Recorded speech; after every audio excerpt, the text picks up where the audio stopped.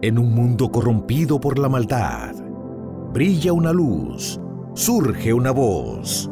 Abba, Padre. Abba, Padre. Abba, Padre. Queremos escuchar tu voz. Abba, Padre. Abba, Padre. Vente tu Espíritu, Señor. Abba, Padre. Abba, Padre. Queremos escuchar tu voz. Y ya con ustedes, sus anfitriones. Bienvenidos, hermanos y hermanas, a este su programa Abba Padre Internacional. Damos gracias a Dios por este nuevo día, por esta oportunidad de orar en comunidad, de clamar al Señor, de pedirle al Padre en nombre de su Hijo amado que venga en nuestro auxilio, que nos conforte, que nos capacite. Y te invito en este momento a que como una sola iglesia, en el nombre de Jesús, pidamos, clamemos la presencia del Espíritu Santo. Espíritu Santo de Dios, ven, baja con poder. Ven a nuestras vidas, Espíritu Santo. Ven, Santo Espíritu de Dios, llénanos de ti, sácianos de ti. Derrama tu unción poderosa. Bendito y alabado eres, Señor. Gloria, gloria, alabanza. Te alabo, te bendigo y te adoro, porque tú eres santo, porque tú eres poderoso. Llena a tu pueblo de tu presencia, Señor. Desciende, Santo Espíritu, sobre tantas familias, sobre tantos hogares que están conectados a este programa en el nombre de Jesús. Y que te piden que tú desciendas sobre ellos, Señor. Renueva sus fuerzas, Espíritu Santo. Haz nueva todas las cosas en nosotros, por el poder de la palabra, en el nombre de Jesús. Gracias, Espíritu Santo. Eres bienvenido a nuestras vidas. Gracias, Señor.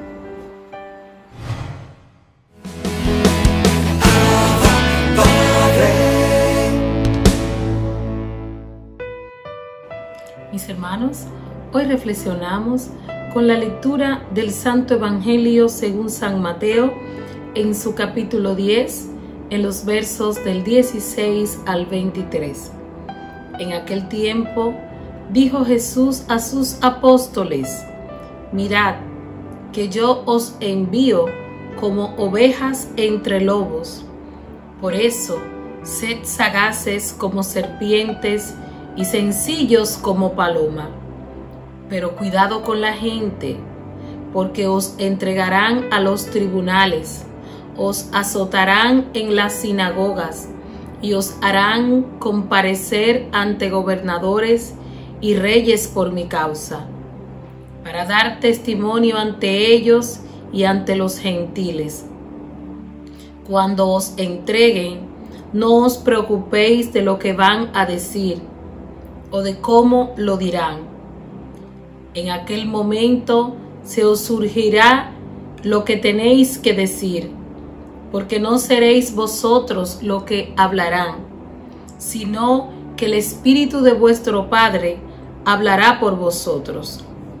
El hermano entregará al hermano a la muerte, el padre al hijo. Se rebelarán los hijos contra sus padres y los matarán, y seréis odiados por toda causa de mi nombre. Pero el que persevere hasta el final se salvará. Cuando os persigan en una ciudad, huid a otra. En verdad os digo que no terminaréis con las ciudades de Israel antes de que vuelva el Hijo del Hombre. Hermanos y hermanas, esto es palabra del Señor. El Señor inicia este discurso con los apóstoles, instruyéndolo. Es como una preparación para lo que más adelante va a ocurrir en la vida de los apóstoles. Y Jesús da inicio a este diálogo donde Jesús les presenta las dificultades, los peligros y las acechanzas que van a encontrar sus discípulos a causa de esta misión evangelizadora, a causa de escuchar, obedecer y poner en práctica el mandato de Jesús. Sin embargo, Jesús les da unas recomendaciones como un buen maestro, como ese guía, ese que instruye, ese que te ayuda a abrir los ojos y que te muestra los peligros, pero que a su vez te da las pautas a seguir para que no te equivoques y permanezca firme, que es la palabra que Jesús alienta en medio de este diálogo con sus apóstoles. Hay una palabra muy interesante que me llama la atención cuando Jesús les dice: sed sagaces, astutos y a la vez sencillos como paloma. Les advierte de todas las hostilidades, de todo tipo de abominaciones que ellos van a tener que enfrentar. Sin embargo, les da esa valentía de que no tengan miedo. Ser cristianos, hermanos y hermanas, no es como muchas personas entienden o han expresado, de que porque he profesado a Cristo como mi Señor y Salvador y llevo una vida de fe, ya mi vida está resuelta. Esto no implica estas características que se van a manifestar en un cristiano. Todo lo contrario, hermanos y hermanas. Portar las marcas de Cristo, eso te va a costar la vida. Portar el sello con el cual vamos a ser distinguidos, como dice San Pablo, bendito sea el nombre de Dios. Tú y yo vamos a tener que pagar un precio.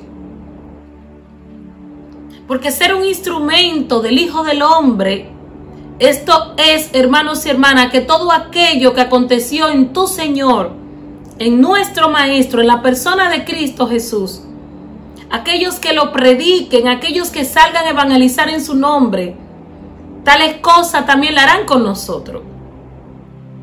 Y es por esto que en aquellas naciones que no aceptan la predicación en el nombre de Jesús, están matando, están martirizando a los cristianos. Y estos cristianos misioneros, por el Espíritu Santo que han recibido, no tienen miedo.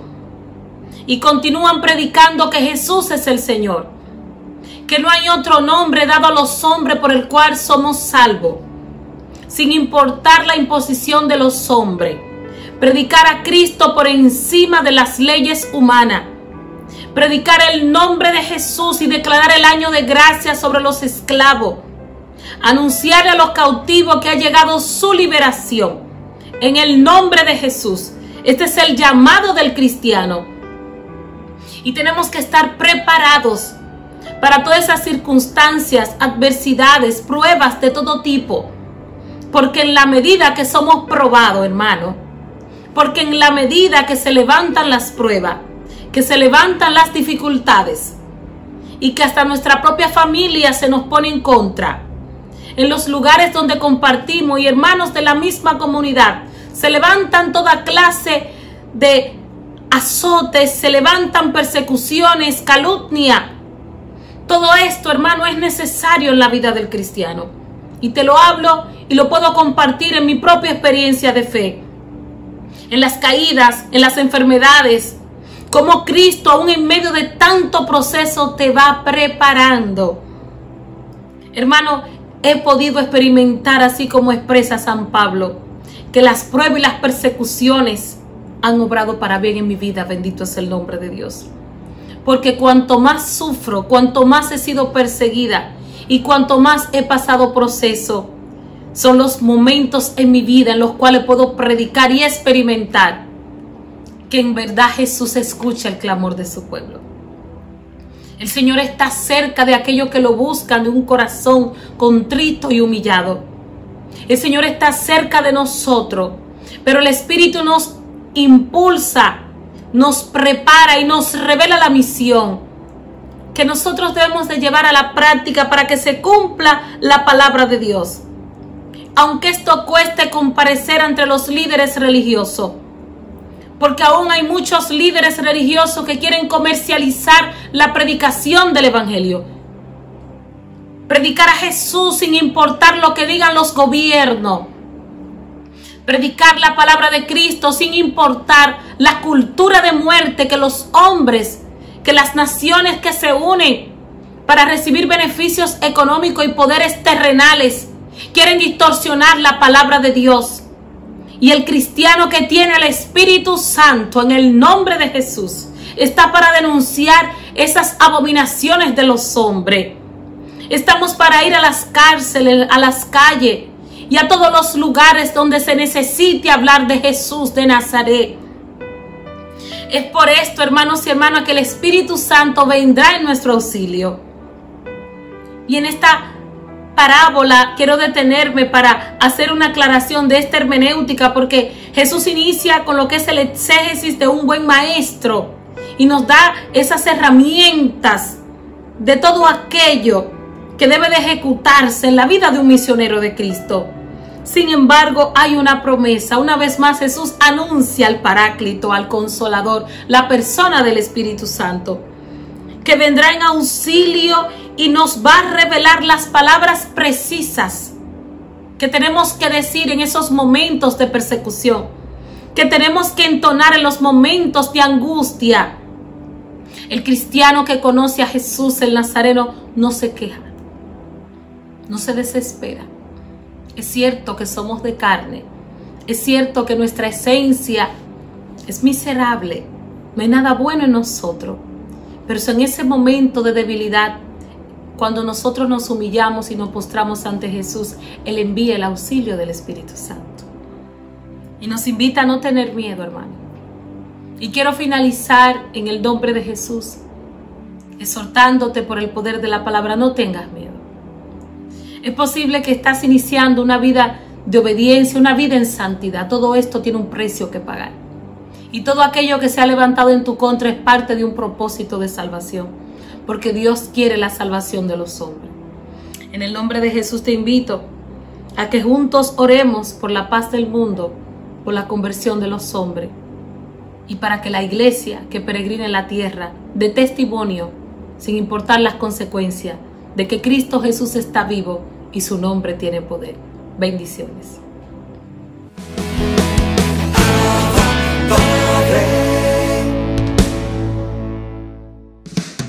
Abba Padre es la revista digital disponible para ti, gratis y mensual. Búscale y comparte la revista digital Abba Padre con temas relevantes para una nueva evangelización con alegría y ardor. Abba Padre, el medio espiritual más completo, práctico y actual para apoyar, animar y difundir la obra santa de los evangelizadores hispanoparlantes de hoy. Gratis y mensual. Abba Padre, la revista digital.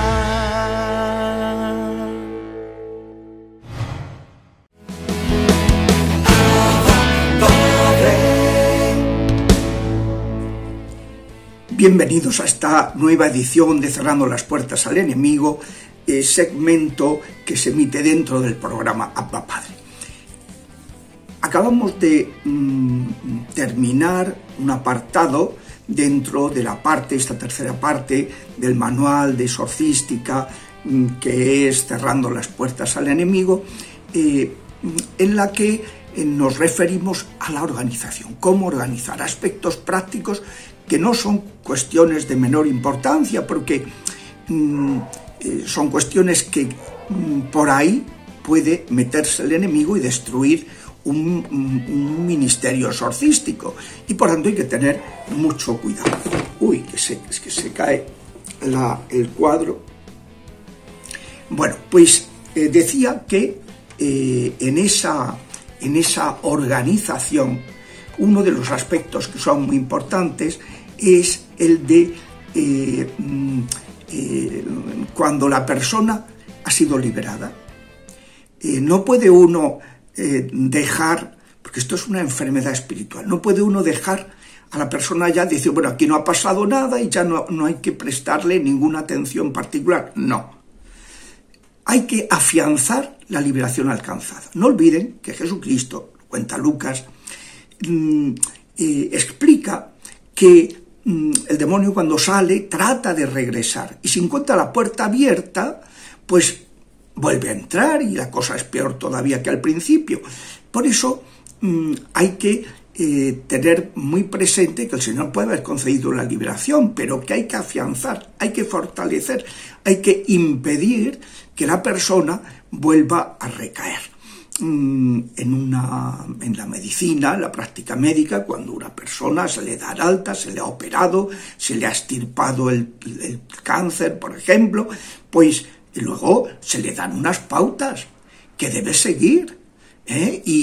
O incluso cuando a una persona ya se le da el alta total, el alta, no solo el alta hospitalaria, sino el alta de medicación, de revisiones, pues, se le dice, mire, tiene que seguir unas cautelas para no recaer.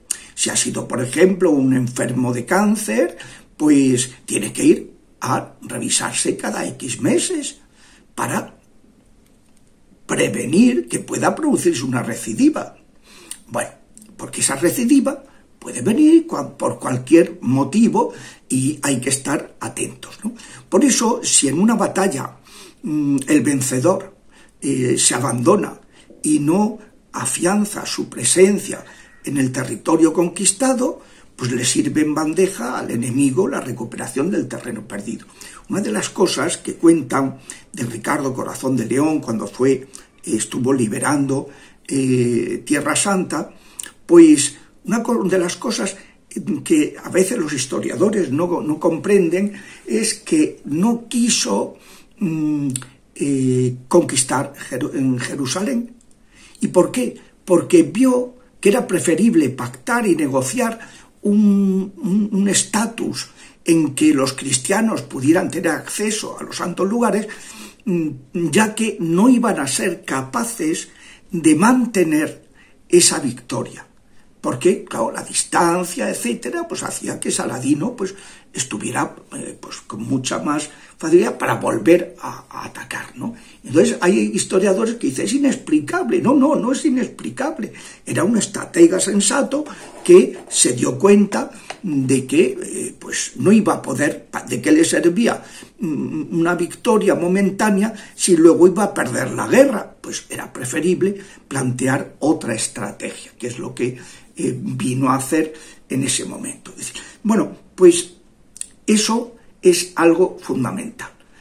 Si se ha alcanzado la liberación, hay que afianzar la presencia de Dios en el alma de esa persona y en el cuerpo para que no pueda recaer. ¿Cuántas veces se malogra todo lo que se ha avanzado por imprudencias? Yo recuerdo siempre que en el libro de las 6 puertas cuento 3 casos. Uno en que el interesado no quiso escuchar las indicaciones que le ofrecí y acabó recayendo. No tuvo en cuenta, pensó que bueno, ya estaba aquello estupendamente y que ya no tenía que hacer caso de lo que le estaba recomendando. En el segundo caso, la paciente se abandonó en su vida espiritual.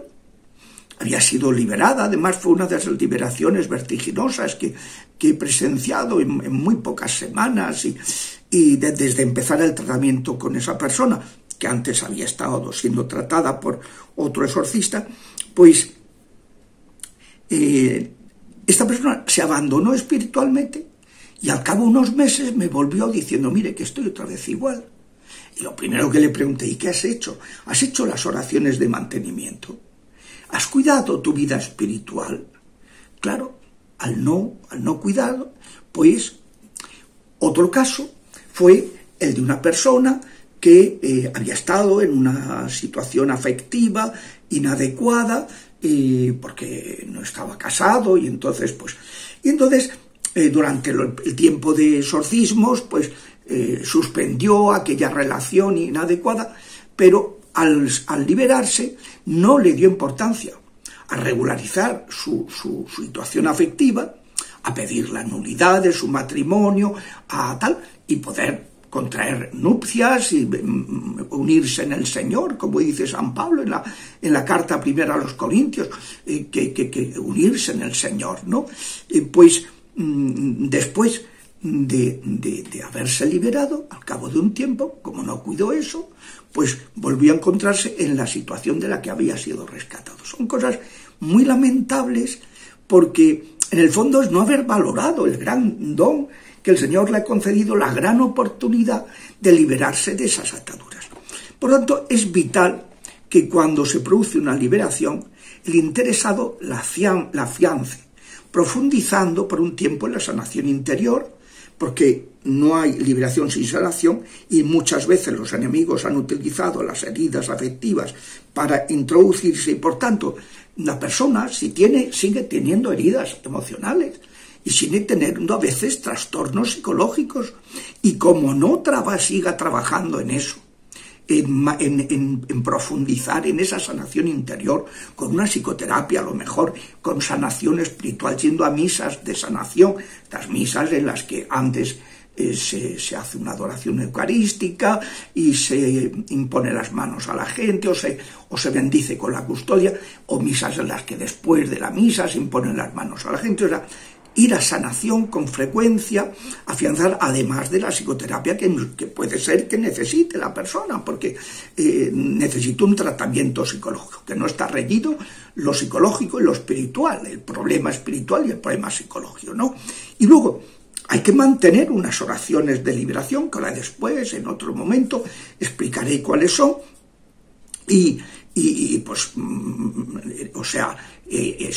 hay que tener una perspectiva, como decía antes, en las enfermedades de un alta que hay que unas revisiones periódicas, es un alta provisional, es un alta tal, porque se ve que el tema hay que estar atentos y hay que revisar. Entonces, para no sobrecargar con oraciones de liberación a las personas que ya se han liberado, me parece conveniente aconsejarles, por una parte, que cuiden los 5 aspectos fundamentales de la vida cristiana, que veremos en la próxima clase. Y en segundo lugar, que mantengan unas oraciones de sanación y liberación, dedicando cada día de la semana una de ellas, cuestión que veremos en la siguiente sesión. Y siempre manteniendo un acompañamiento espiritual. No digo dirección espiritual porque a la Iglesia no le gusta ahora ese término, en el sentido que director es más para el fuero externo, para los ámbitos de la convivencia. En el fuero interno, el ámbito de la conciencia, el único director es Dios, el Espíritu Santo, y por tanto, más que un director, es un consejero espiritual, es un acompañante espiritual más que director espiritual. Bueno, pues ese acompañamiento espiritual es fundamental, es de los temas, ¿verdad?, que más han insistido Francisco en sus orientaciones pastorales, sobre todo con las personas que están en situación irregular, que no hay que rechazarlas ni hay que decir no pasa nada, no, hay que acompañarlas para que vayan abandonando su vida de pecado y se vayan acercando paulatinamente a Dios hasta poder llegar incluso a recibir los sacramentos porque hayan cambiado de vida, ¿no? Hasta la semana que viene, si Dios quiere.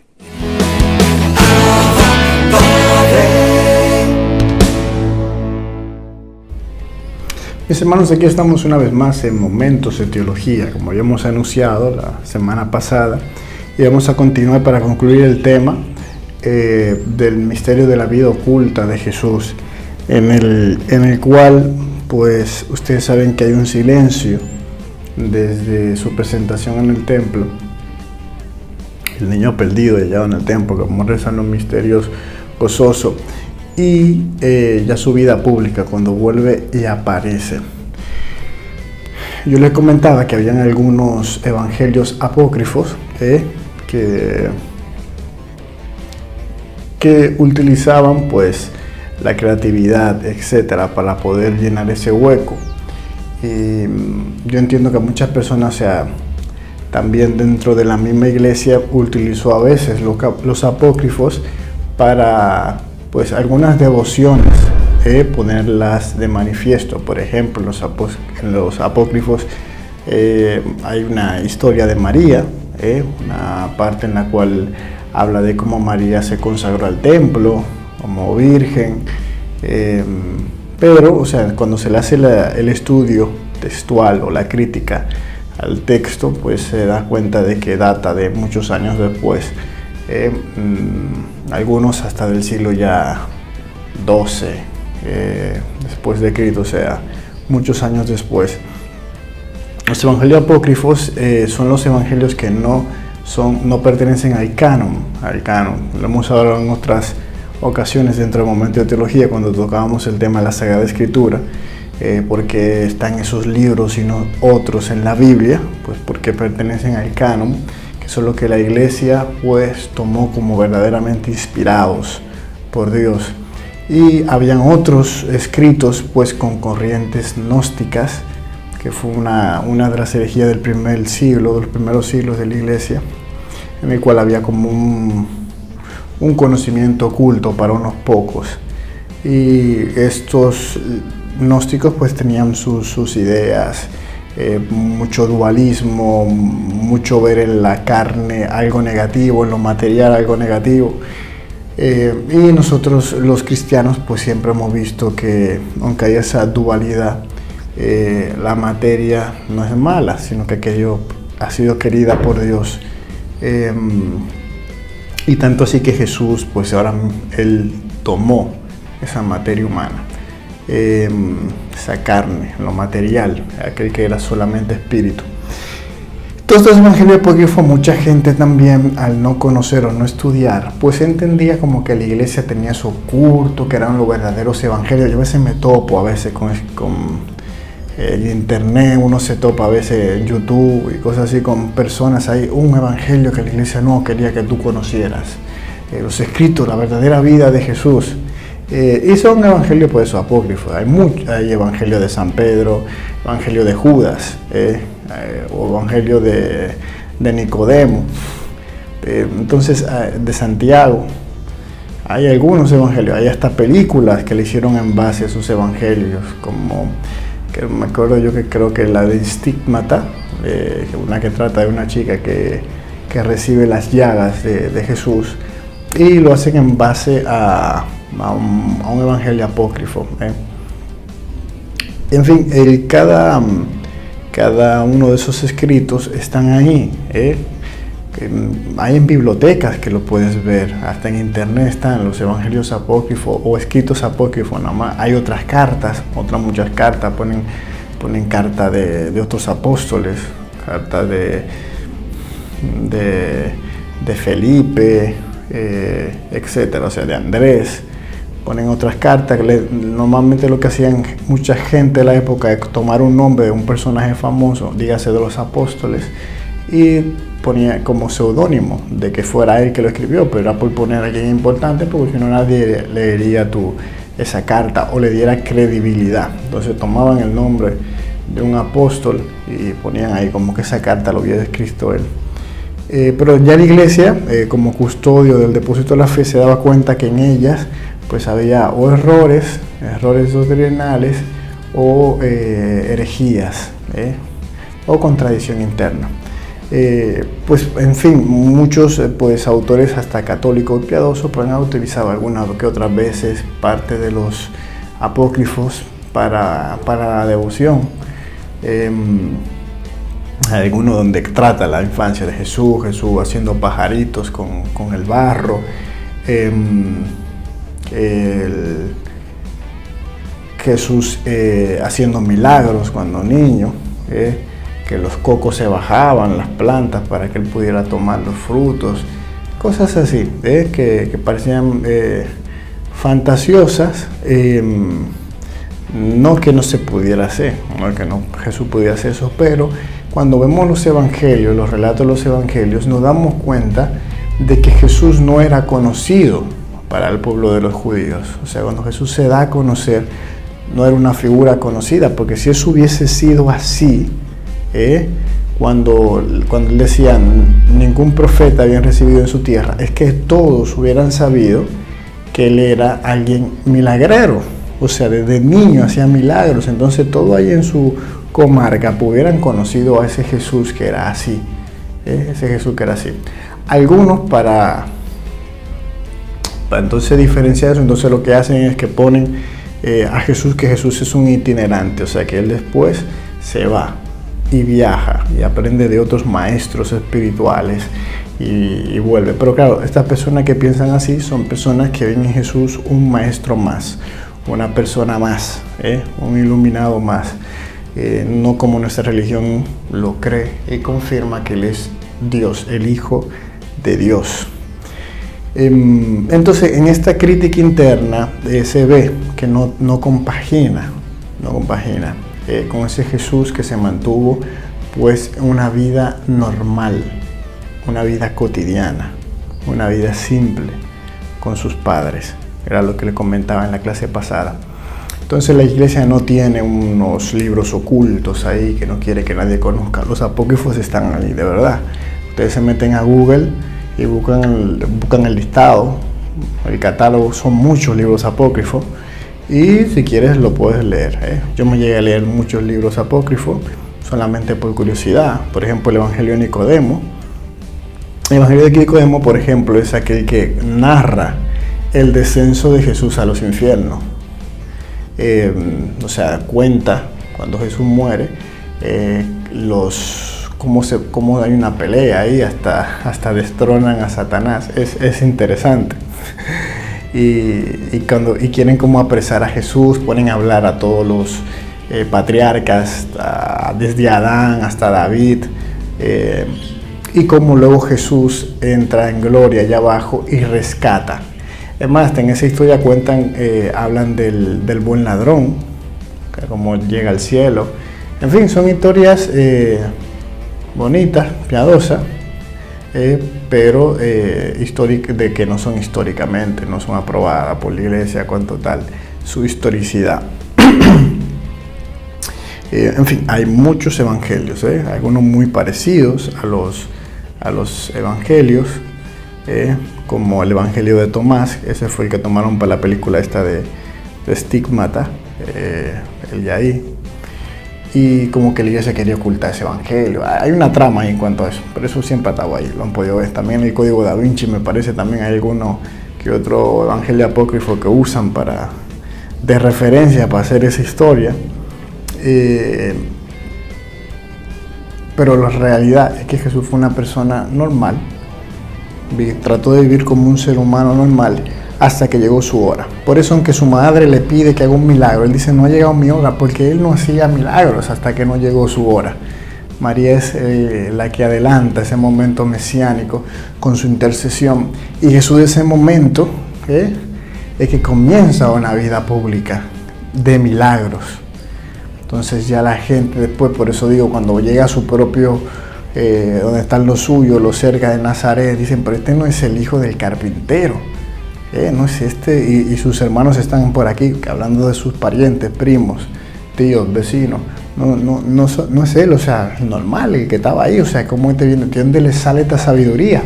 Porque él vivía una vida oculta normal, ¿de acuerdo? Entonces, es como un ejemplo de humildad Jesús para nosotros, en ese sentido. Él trató de vivir una vida religiosa judía normal, observando la ley y todo de los judíos. Él iba a su sinagoga y todo eso normal, como cualquier otro. Lo único así que fuera de lo normal, pues ya saben que fue cuando él se pierde en el templo, que cuando él estaba hablando se sorprendían de él siendo un niño la sabiduría que salía de su boca. Pero esa fue la única escapada que Jesús hizo. Después de ahí dice la palabra que se mantenía sometido a su Padre y crecía en sabiduría, en tamaño y sabiduría. Y gracia ante Dios y los hombres. Por eso, con la sumisión que él tenía a su madre y a su padre legal, Jesús por eso cumple todos los mandamientos. Cumple, por ejemplo, el 4º mandamiento. Y es una imagen temporal de su obediencia filial a su Padre, el Padre Celestial. Y por eso esa sumisión cotidiana de Jesús a José y a María anunciaba y anticipaba la sumisión del Jueves Santo. No se haga mi voluntad, sino la tuya, Señor, cuando pase de mí este cáliz. Por eso esa obediencia cotidiana de Jesús inauguraba pues ya esa obra de restauración de la desobediencia de Adán, que él había destruido al hacer lo que Dios le había dicho que no hiciera. La vida oculta de Jesús en Nazaret, por tanto, nos permite a todos entrar en comunión con Jesús a través de los caminos más ordinarios de la vida humana. Hay mucha gente, por eso es que yo le digo, o sea, Dios, muchas veces uno quiere hacer las cosas extraordinarias de los santos, la cosa extraordinaria, que hizo 40 días de ayuno, que el santo pues vestía de sayal todo el tiempo, aguantaba el frío, aguantaba el calor y tal. Jesús vivió una vida ordinaria normal, normal, o sea, haciendo las cosas que tenía que hacer, lo de su estado, ser un buen hijo, ayudar a su papá en la carpintería, o sea, cuando tenía que jugar, jugaba como cualquier niño, tenía que ir a aprender, por iba y aprendía con los demás niños a la sinagoga. Vivió una vida normal y natural. Entonces lo mismo que a nosotros nos toca, vivir una vida normal y natural, siempre y cuando con esa connotación de la fe que la fe nos da, de ser otro Cristo, y para ser otro Cristo pues hay que ser igual que Él es el ejemplo. Y hay algo muy bonito que quiero leerles, que es una homilía de Pablo VI, la homilía en el Templo de la Anunciación de la Virgen María. Eso fue el 5 de enero de 1964. Miren qué bonito el Papa. Nazaret es la escuela donde empieza a entenderse la vida de Jesús. Es la escuela donde se inicia el conocimiento de su Evangelio. Su primera lección es el silencio. ¿Cómo desearíamos que se renovara y fortaleciera en nosotros el amor al silencio? Este admirable e indispensable hábito del espíritu tan necesario para nosotros. Se nos ofrece además una lección de vida familiar, que Nazaret nos enseñe el significado de la familia, su comunión de amor, su sencilla y austera belleza, su carácter sagrado e inviolable. Finalmente, aquí aprendemos también la lección de trabajo. Nazaret, la casa del hijo del artesano. Cómo deseamos comprender más en este lugar la austera pero redentora ley del trabajo humano y exaltarla debidamente. Queremos finalmente saludar desde aquí a todos los trabajadores del mundo y señalarles al gran modelo, al hermano divino. Es bonito, curiosamente, los papas siempre pues son muy certeros al utilizar frases. Por ejemplo, yo les hablaba de la carpintería. Realmente en el texto no dice que él era carpintero, sino como dice el Papa, el hijo del artesano. Artesano era lo más común por ser carpintero, pero artesano abre la puerta también a poder ser alfarero o albañil. Entonces, pero era lo más seguro, y por eso muchos utilizan el término carpintero, de que era lo más plausible cercano a lo que era San José. Entonces el hallazgo de Jesús en el templo, el único suceso, así como les comentaba, relevante, donde se rompe ese silencio de los evangelios sobre los años ocultos de Jesús. Pues eso deja ver entre ellos su consagración total y su misión derivada de su filiación divina. Por eso ahí sale: no sabía que debía estar en los asuntos de mi Padre. Es por su relevancia teológica que el hagiógrafo, el evangelista, pues lo saca a colación por su importancia. María y José no comprendieron estas palabras, pero la acogieron en la fe. Y María conservaba cuidadosamente todas las cosas en su corazón. A lo largo de todos los años en que Jesús permaneció oculto en el silencio de una vida ordinaria. Entonces, en nuestra vida ordinaria, hay una frase bonita: en lo ordinario, vivir extraordinariamente. Y eso es lo que hay que hacer, en lo ordinario vivir extraordinariamente. Yo siempre se lo he comentado aquí. Si vas a hacer las cosas, hazlas bien. con la mayor perfección que puedas. Eso es lo ordinario. Si vas a estudiar, pues estudia bien. Si tienes un examen, pásalo con la mejor buena nota. Eso es ordinario. Si vas a hacer un trabajo, hazlo bien, que quede excelente. Si eres artesano, pues que quede eso perfecto. Si estás en cómputos o en contabilidad, que quede perfecto, óptimo el trabajo, porque eso es lo ordinario. Entonces, en toda la vida ordinaria, todo hacerlo con la perfección que se merece, y haciendo eso, pues estamos glorificando a Dios, estamos dándole gloria, porque los demás ven en ti una persona de bien, una persona que hace lo que tiene que hacer, y eso porque es cristiano, porque es un hombre de bien. Entonces, hermano mío, hoy Jesús nos enseña en su vida oculta a vivir extraordinariamente lo ordinario. Bendiciones. Así despedimos este su programa Abba Padre Internacional, dando gracias a Dios por poder llegar a tantas familias que necesitan escuchar la voz del Padre. Te invitamos a formar parte de esta gran familia. Si es la primera vez que nos escuchas y nos sigues a través de las redes sociales, haz clic a la campanita para que te lleguen nuestras notificaciones y formes parte de este gran plan de Dios de evangelizar y llegar al corazón de los hombres. Hasta la próxima.